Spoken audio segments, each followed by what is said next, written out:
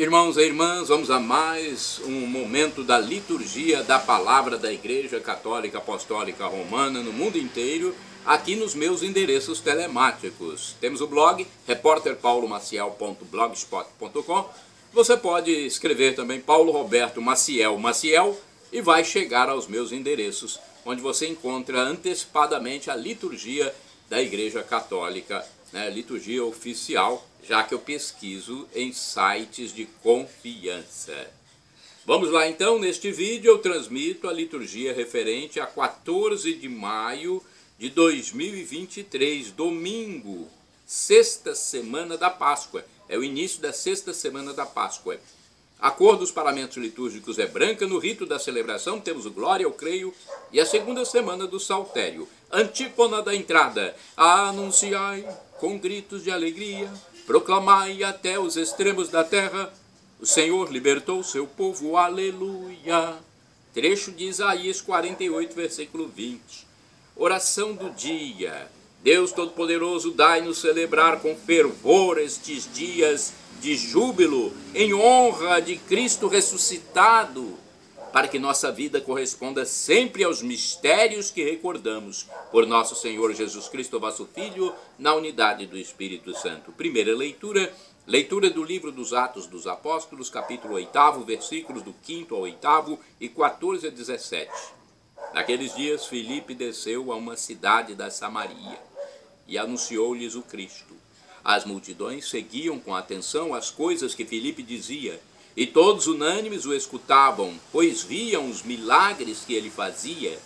De muitos possessos saíam os espíritos maus, dando grandes gritos. Numerosos paralíticos e aleijados também foram curados. Era grande a alegria naquela cidade. Os apóstolos que estavam em Jerusalém souberam que a Samaria acolhera a palavra de Deus e enviaram lá Pedro e João. Chegando ali, oraram pelos habitantes da Samaria para que recebessem o Espírito Santo. Porque o Espírito ainda... Chegando ali, oraram pelos habitantes da Samaria para que recebessem o Espírito Santo, porque o Espírito ainda não viera sobre nenhum deles, apenas tinham recebido o batismo em nome do Senhor Jesus. Pedro e João impuseram-lhe as mãos e eles receberam o Espírito Santo. Palavra do Senhor, graças a Deus. Salmo responsorial é o Salmo 66, versículos do 1º ao 3º A, 4º ao 5º, 6º ao 7º A, 16, 20, refrão, versículos 1º ao 2º A. Aclamai o Senhor Deus, ó terra inteira, cantai salmos a seu nome glorioso. Repitamos: aclamai o Senhor Deus, ó terra inteira, cantai salmos a seu nome glorioso. Aclamai o Senhor Deus, ó terra inteira, cantai salmos a seu nome glorioso. Dai a Deus a mais sublime louvação. Dizei a Deus como são grandes vossas obras. Aclamai o Senhor Deus, ó terra inteira, cantai salmos a seu nome glorioso. Toda a terra vos adore com respeito e proclame o louvor de vosso nome. Vinde ver todas as obras do Senhor, seus prodígios estupendos entre os homens. Aclamai o Senhor Deus, ó terra inteira, cantai salmos a seu nome glorioso. O mar ele mudou em terra firme, e passaram pelo rio a pé enxuto. Exultemos de alegria no Senhor, ele domina para sempre com poder. Aclamai o Senhor Deus, ó terra inteira, cantai salmos a seu nome glorioso. Todos nós, aliás, todos vós, que a Deus temeis, vinde escutar, vou contar-vos todo o bem que ele me fez. Bendito seja o Senhor Deus que me escutou, não rejeitou minha oração e meu clamor, nem afastou longe de mim o seu amor. Aclamai o Senhor Deus, ó terra inteira, cantai salmos a seu nome glorioso. Repitamos: aclamai o Senhor Deus, ó terra inteira, cantai salmos a seu nome glorioso. Segunda leitura, leitura da primeira carta de São Pedro, capítulo 3, versículos do 15 ao 18. Caríssimos, santificai em vossos corações o Senhor Jesus Cristo e estais sempre prontos a dar razão da vossa esperança a todo aquele que vô-la pedir. Fazei-o, porém, com mansidão e respeito e com boa consciência.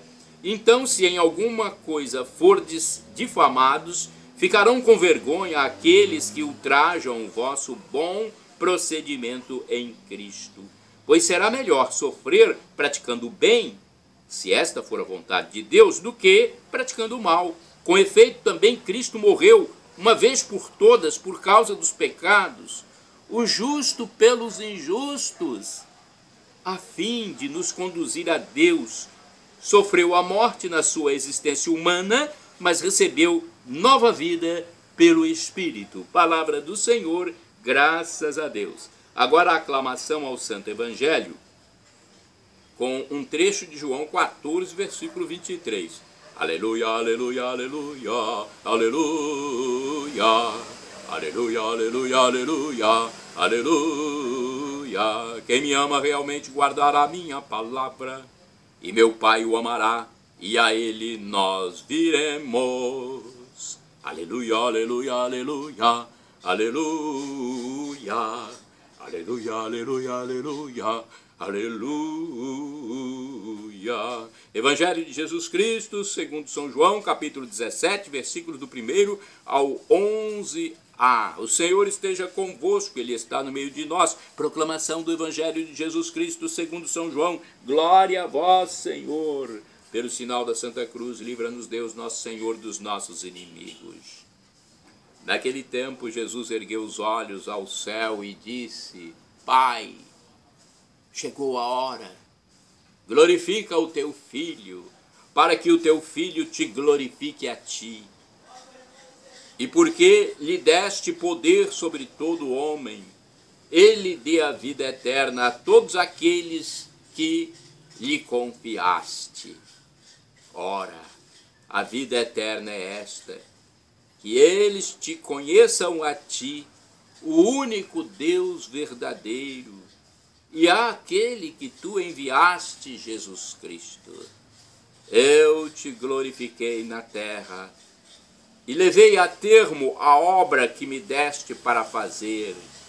E agora, Pai, glorifica-me junto de ti, com a glória que eu tinha junto de ti antes que o mundo existisse.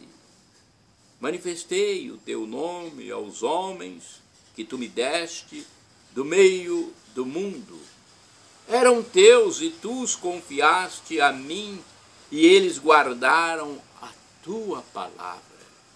Agora eles sabem que tudo quanto me deste vem de ti, pois dei-lhes as palavras que tu me deste, e eles as acolheram e reconheceram verdadeiramente que eu saí de ti, e acreditaram que tu me enviaste.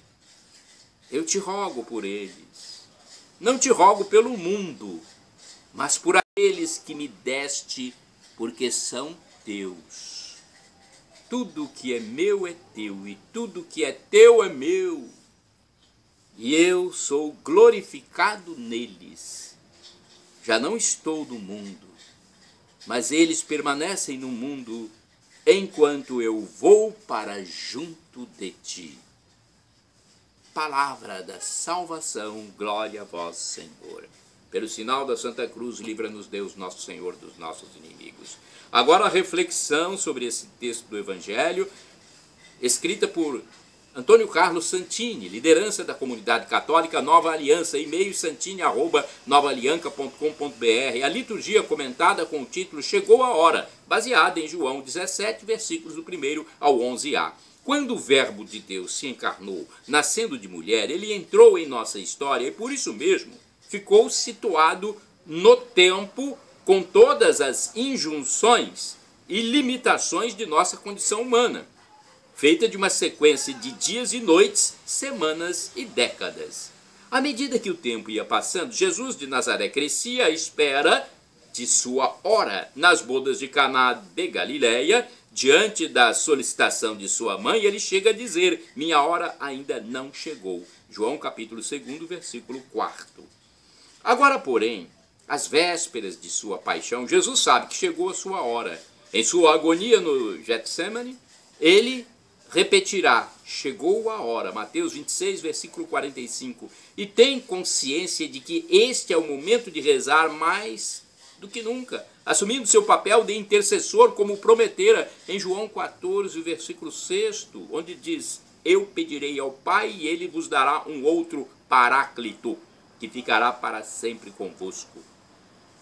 É quando ele consuma o seu amor pelos seus, na prece conhecida como oração sacerdotal de Jesus.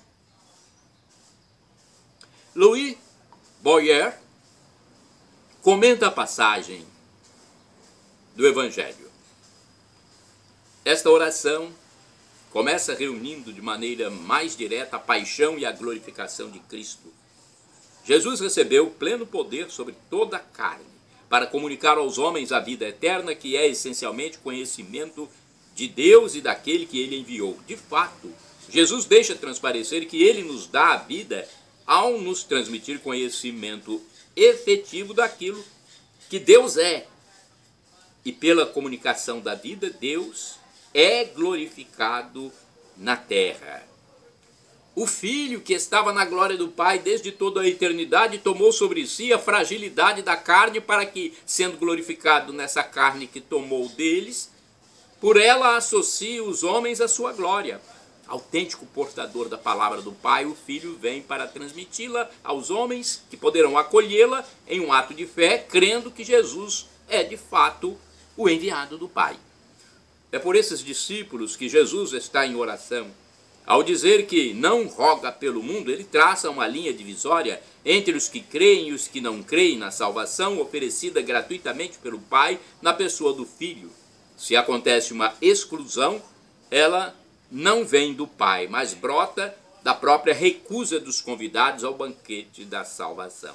Na sequência, conforme João 17, versículos 11 seguintes, transparece o papel separador da palavra oferecida à humanidade, de modo que os que a acolhem já não são deste mundo.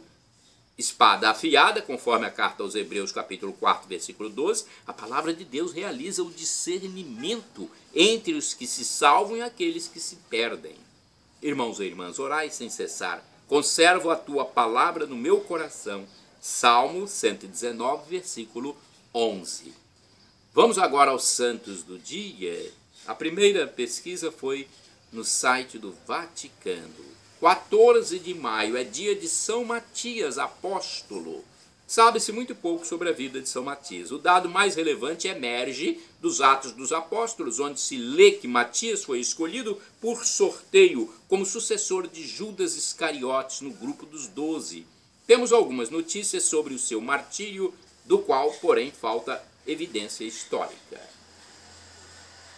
Vamos agora a outro santo, São Miguel Garicotes, presbítero, fundador dos sacerdotes missionários do Sagrado Coração de Jesus. Miguel nasceu em Navarra, no período pós-revolucionário da França. Naquela situação, o jovem sacerdote percebeu que o principal desafio era a reevangelização do clero, dos jovens e camponeses. Por este motivo, em 1835, fundou a Congregação dos Sacerdotes do Coração de Jesus, em Bethlehem. Nada mais posso fazer a não ser admirar, adorar e amar a iniciativa da providência divina. Oh, quanto é importante esta condição, ser pobres instrumentos. Miguel nasceu em Ibarre, entre as montanhas dos Pirineus, não muito distante da fronteira com a Espanha. Estudou pouco, porque em sua família havia outros 4 filhos e faltava dinheiro. Por isso foi obrigado a ser pastor de rebanho. Enquanto pastoreava seu rebanho, detinha-se a conversar com outros pastores sobre assuntos difíceis de se entender, inadequados para um jovem como ele. Tanto é verdade que ele foi logo denominado doutorzinho. Mas foi precisamente a partir das suas origens humildes e da sua família, rica apenas de coragem, que Miguel obteve a força de empreender o caminho para a santidade. A educação e o testemunho que recebemos de nossos pais quando ainda éramos crianças não são tudo, mas muito. Seus pais, por exemplo, viviam uma fé tão autêntica a ponto de os levar a fugir para os Países Bascos, na Espanha, pouco distante da fronteira francesa, para se casar na igreja e batizar seus 5 filhos. Além do mais, durante os anos de terror da Revolução Francesa, a avó, correndo risco de vida, esconde-a e ajuda em sua casa um sacerdote que, por reconhecimento, dava as primeiras lições a Miguel, que demonstravam uma inteligência excepcional. Porém, ele não conseguiu fazer a primeira comunhão antes dos 14 anos, que lhe foi motivo de grande tristeza. Em 1819, finalmente conseguiu entrar para o seminário em Dax. Recebeu o sacerdócio em 1823 e 2 anos depois foi enviado ao seminário de Bethlehem, onde foi professor de filosofia e, por fim, realmente doutor. A época em que Miguel viveu era particularmente difícil para a igreja na França. A Revolução Francesa havia destruído tudo. Igrejas, obras religiosas, muitas congregações desapareceram e não foram substituídas. Até no seio da própria igreja havia sacerdotes chamados constitucionalistas, que juravam lealdade à nova Constituição imposta pelo Estado, contrários aos ditos refratários que permaneceram fiéis ao Papa. Naquele contexto dilacerado, o jovem padre Miguel, que era confessor das Filhas da Cruz, entrou em contato com a vida religiosa, sendo confidente de muitos bispos que se queixavam de insubordinação de tantos padres. Ele então decidiu adotar total obediência a seu próprio bispo como princípio básico de sua missão. A semente foi lançada. Deixamos Michele em Bethlehem, no belo seminário às margens do Gave. Ali ele levava uma existência atormentada e viu ao seu redor sacerdotes despreparados, desorientados, tateando no escuro, em vez de trazer aos astros a luz da fé. Algo estava amadurecendo dentro dele. Ele entendeu isso em 1833, quando reuniu o primeiro grupo de padres que voluntariamente assumiram a missão de recristianizar o campo abandonado e educar os jovens. Essas são as 2 atividades mais urgentes. Muitas são as adesões que ele recebe e 2 anos depois nasce a nova família religiosa dos sacerdotes do Sagrado Coração de Jesus, então conhecidos como sacerdotes de Bethlehem, uma comunidade concebida para servir a igreja e o clero, com voluntários para enviar, para apoiar. Apoiar o clero, seminaristas, paróquias, faculdades com o objetivo de revitalizar a fé. Logo um grupo de padres partiu para uma missão na Argentina, onde a igreja tinha as mesmas necessidades, mas também existiam conflitos com o bispo, que gostaria de manter o trabalho dentro da diocese, enquanto Michel aspirava ao reconhecimento pontifício que ocorreria somente em 1875, após a sua morte. Mas houve também bispos que consideravam Michel muito atencioso, como o de Tarbes, que em 1858 o enviou 2 vezes para encontrar Bernadette Soubirous, que teve aparições regulares da Virgem Maria nas proximidades de Lourdes. Michel se tornou, no caso, um dos maiores apoiadores da pequena vidente e agora também sentiu o conforto da proximidade da Madonna, de Nossa Senhora. Enquanto isso, ele já estava doente. Em 1853, ele foi vítima de uma paralisia e depois venceu. Mas a doença não o descansava e quase sempre o obrigava a dormir por 9 a dormir muito, né? Ou pouco, não sei. Não está bem explícito aqui no site do Vaticano. Até que ele retornasse à casa do pai em 1863. Os padres, a essa altura, já estavam espalhados por toda a América do Sul. Pio XII o proclamou santo em 1947. São Miguel Garicotes, né? aqui também chamado de Michel,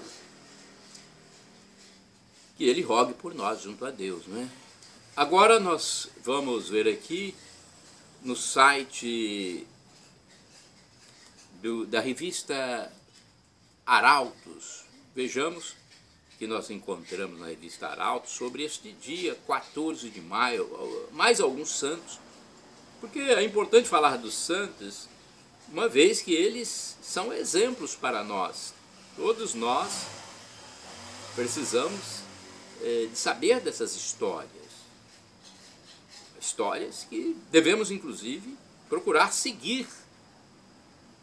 Grande parte desses santos foram mártires, né? Sofreram por Jesus Cristo. Então é importante que nós façamos isso. No site revista.arautos.org tem sempre um resumo bem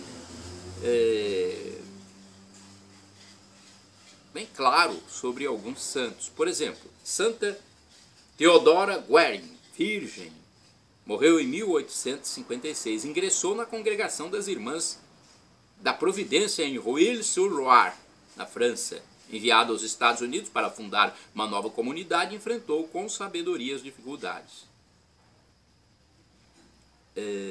Tem mais aqui. Santa Maria Domingas Massarello, virgem, morreu em 1881. Fundou em São João Bosco, em Mornese, Itália, o Instituto das Filhas de Maria Auxiliadora. Beato Gil de Volcella, presbítero, morreu em 1265. De nobre família portuguesa, após exercer a medicina em Paris, ingressou na Ordem Dominicana, falecendo em Santarém, Portugal. São mais alguns santos, né? É importante a gente saber. Shalom Adonai, uma expressão hebraica que significa paz de Deus. El Shaddai significa também do hebraico para o português, Deus do impossível. Ele proverá aquilo que você deseja, que você suplica, que você ora, se for para o seu bem.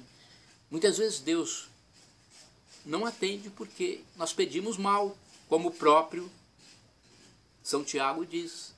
Eu mesmo já pedi muitas coisas de forma errada a Deus e ele não atendeu. E eu vi que foi bom para mim. O professor e escritor de mais de 100 livros da história da igreja no Brasil, a igreja no mundo, né? Mas ele é brasileiro, Felipe Aquino, que escreveu mais de 100 livros, diz que Deus pode nos dar uma das três respostas: sim, não ou espere. Vamos esperar em Deus, né? As esperas em Deus, o Criador do universo. E agora do aramaico, dialeto de Jesus, eu clamo, Maranatá, como dizemos nós católicos, com a tônica na última sílaba, ou Maranata, com a tônica na penúltima sílaba, como dizem nossos irmãos separados, os evangélicos ou protestantes. Não importa a pronúncia, o significado é o mesmo. Vinde, Senhor Jesus, vem, Senhor. Um dia ele voltará. Não sabemos o dia nem a hora.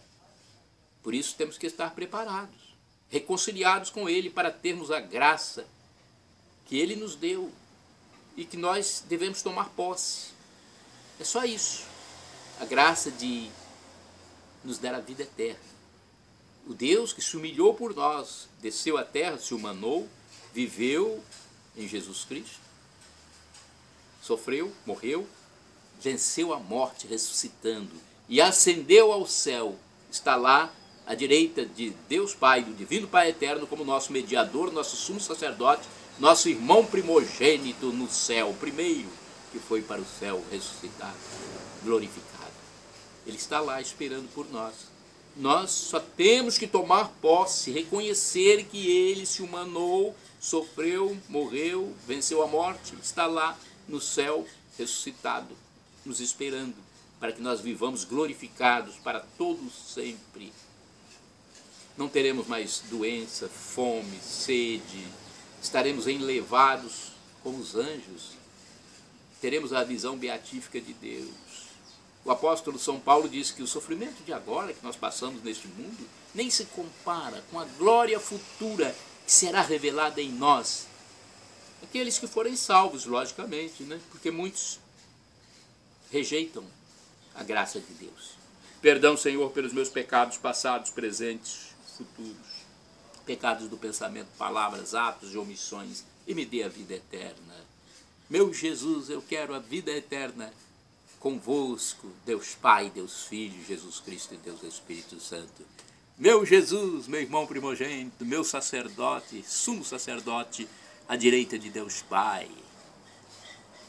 Meu Jesus, meu Deus, meu tudo, eu quero estar para sempre convosco.